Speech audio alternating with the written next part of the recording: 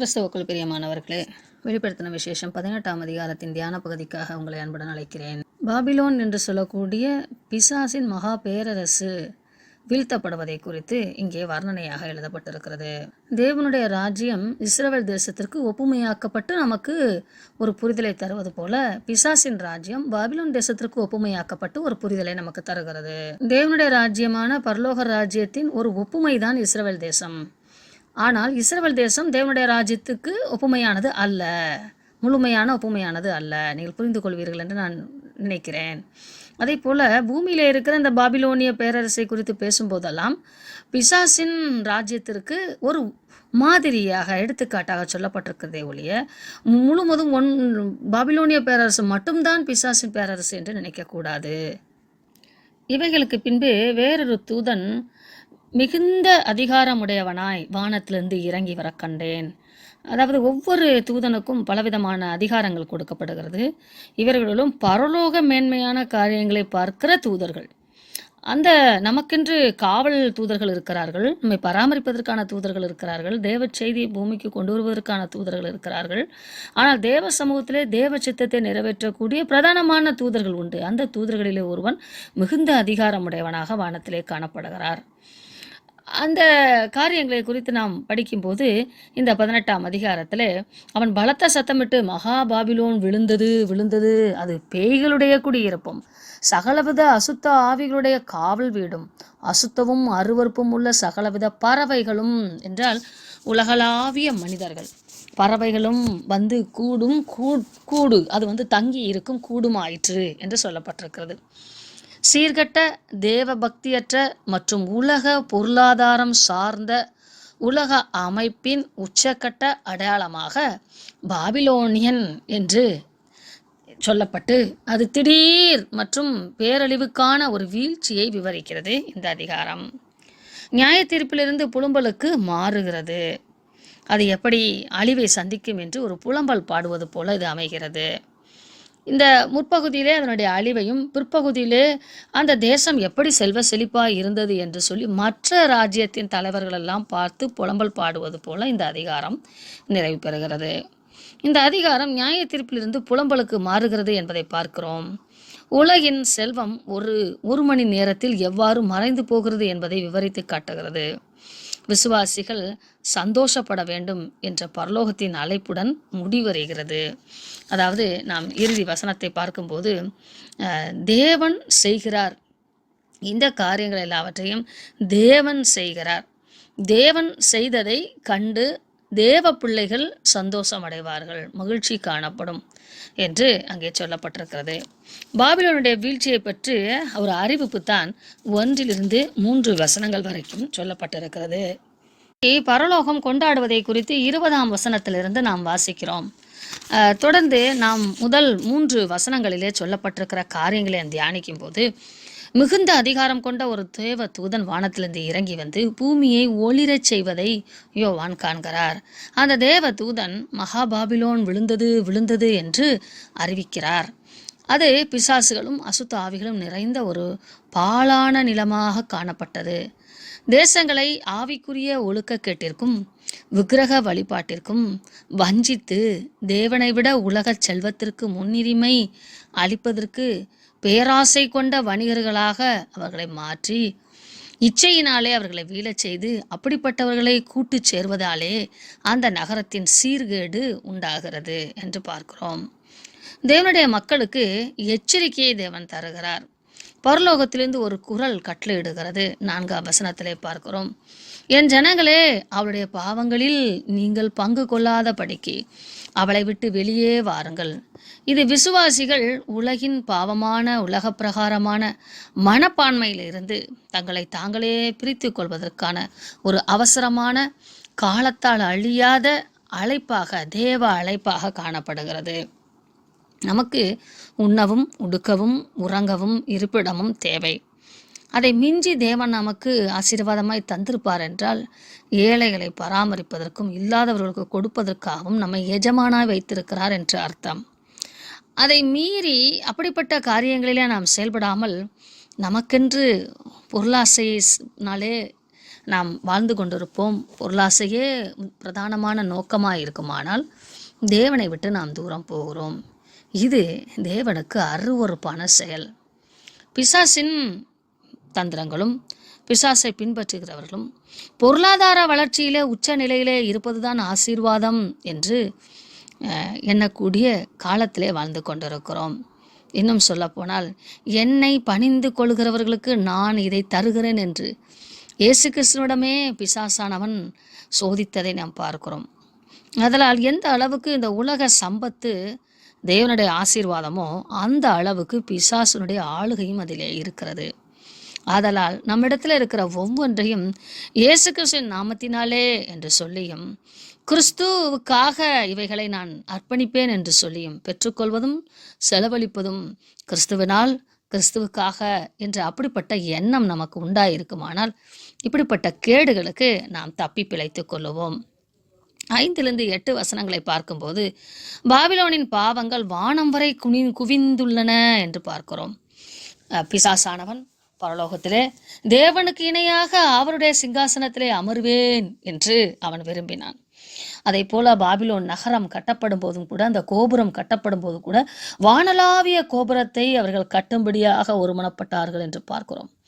தேவனுக்கு பிரியமில்லாத, தேவனுக்கு கீழ்ப்படியாத, தேவனுக்கு விரோதமான செயல்களை செய்கிறவர்கள், தேவனைப் போலவே செய்ய விரும்புகிறவர்கள் வானம் வரைக்கும் பாவங்களை குவித்து கொண்டார்கள் என்று பார்க்கிறோம்.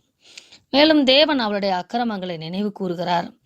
அந்த ராஜஸ்திரீ, அந்த ராஜ்யத்தின் அவளுடைய பெருமை மற்றும் சுய இச்சை இவைகளெல்லாம் தேவன் கணக்கிலே வைத்து இரட்டிப்பான தண்டனையை கொடுப்பார், பெறுவாள் என்று சொல்லப்படுகிறது.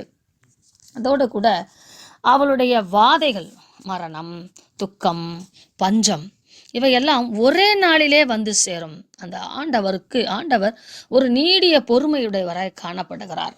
ஆனால் அதுக்கு ஒரு வரையறை உண்டு, ஒரு காலக்கெடு உண்டு. அந்த காலக்கெடு முடியும் நேரத்திலே சடன அங்கே மரணமும் துக்கமும் பஞ்சமும் அத்தனை அழிவும் உண்டாகும். நீங்கள் அநேக காரியங்களை இப்படி பார்த்திருக்கலாம். யாரெல்லாம் பொருளாசையின் மேல் இச்சை வைத்து ஓடுகிறவர்களெல்லாம் அவர்கள் வீட்டில் ஒரு சடன் திருப்பு முனையாக அமையும்.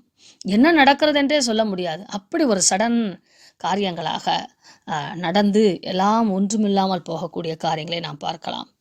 அதனால் மிகவும் கண்ணும் கருத்துமாக நாம் வாழ வேண்டும். 9ஆம் வசனத்திலிருந்து நாம் வாசித்து பார்க்கும்போது, அந்த பாபிலோன் தேசத்திற்கு, பிசாசின் ராஜ்யத்திற்கு உண்டாகக்கூடிய அந்த மிகப்பெரிய அழிவை கண்ட ராஜாக்கள் அங்கே பயந்து அதிகாரத்தை பெற்று அவளுடன் தார்மீக சமரசங்களை செய்து கொண்ட அரசியல் தலைவர்களும் அவள் எரிந்து போவதை தூரத்திலிருந்து பார்த்து அவளது இழப்பிற்காக, அந்த தேசத்தின் இழப்பிற்காக துக்கம் அடைந்து தங்கள் சொந்த தீர்ப்பை குறித்து அஞ்சியும் இருக்கிறார்கள் என்று பார்க்கிறோம். 11-17 வரைக்கும் எப்படிப்பட்ட வர்த்தகங்களை உடையதாக ஆடம்பர பொருட்கள், உணவுப் பொருட்கள், இன்னும் விலை மதிப்புள்ள பொருட்கள், உலோகங்கள், துணிமணிகள், நறுமணப் பொருட்கள் என்று தங்களுக்கு சுகபோகமான வாழ்க்கைக்கான வியாபார ஸ்தலமாக அது அமைந்தது என்று பார்க்கிறோம். அந்த வாணிபத்தை செய்தவர்கள், வணிகர்கள் அழுகிறார்கள். மனித நுகர்வோயத்தின் உச்சக்கட்டத்தை பிரதிபலிக்கும் வகையிலே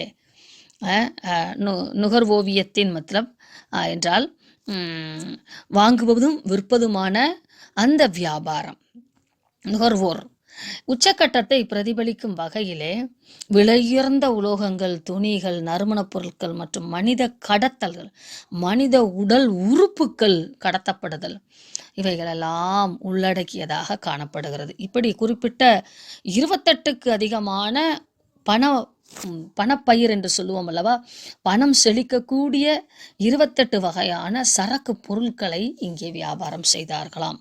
அதிலே மனிதர்களுடைய உடல்களும் அடங்கி இருந்திருக்கிறது. வசனம் 17 நாம் வாசித்து பார்க்கும்போது, கப்பல் தலைவர்கள், மாலுமிகள் மற்றும் கடல்சார் தொழிலாளர்கள் தொலைவில் நின்று புகையில் தங்கள் வாழ்வாதாரம் ஆவியாவதை கண்டு அழுது கொண்டிருந்தார்களாம். ஒட்டுமொத்தமா அந்த மத்திய தரைக்கடல் என்று சொல்லக்கூடிய இடத்திலும் ஒட்டுமொத்தமாக செல்வ செழிப்பிலே இருந்த அந்த பாபிலோன் தேசம் உலகளாவிய வணிக வர்த்தகமாக மாறி இருந்தபடினாலே எல்லாரும் கண்டு புலம்பக்கூடிய ஒரு மிகப்பெரிய புலம்பலாக இந்த காரியம் நடக்கிறது. அதை நாம் 16 வாசிக்கிறோம்.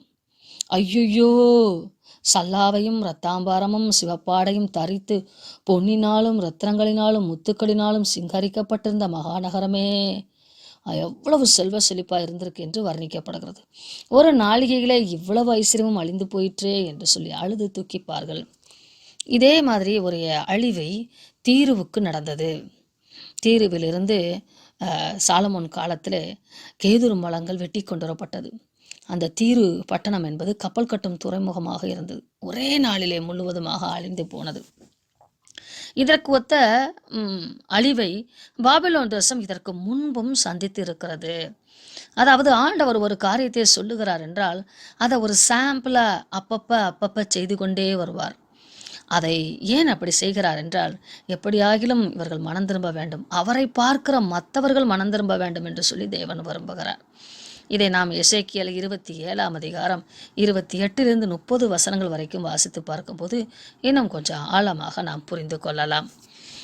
இப்படி தேவன் நீதியை நிலைநாட்டி உலக அமைப்பால் துன்புறுத்தப்பட்டவர்களை நியாயப்படுத்தி உள்ள ஒரு காரியமாக இந்த காரியங்களை எல்லாம் நாம் பார்க்கிறோம்.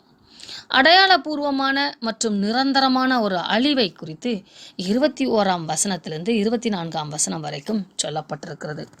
ஒரு வல்லமையுள்ள மற்றொரு தூதன் ஒரு பெரிய மாவு அரைக்கும் கல்லை எடுத்து, எந்திரத்தை எடுத்து கடலிலே எரிந்து, இப்படியே மகாநகரமாகிய பாபிலோன் பலவந்தமாக இடிக்கப்பட்டு சடனா எதிர்பார்க்காத விதமா முற்றுமொழிய மூழ்கி போகக்கூடிய தக்கதா, கடல்ல கல்லெறிவது மூழ்கி போகத்தக்கதா, கம்ப்ளீட் டெஸ்ட்ரக்ஷன், முழுவதுமான அழிவு, இப்படி இடிக்கப்பட்டு மீண்டும் ஒருபோதும் காணப்படாதபடிக்கு அழிக்கப்படும்.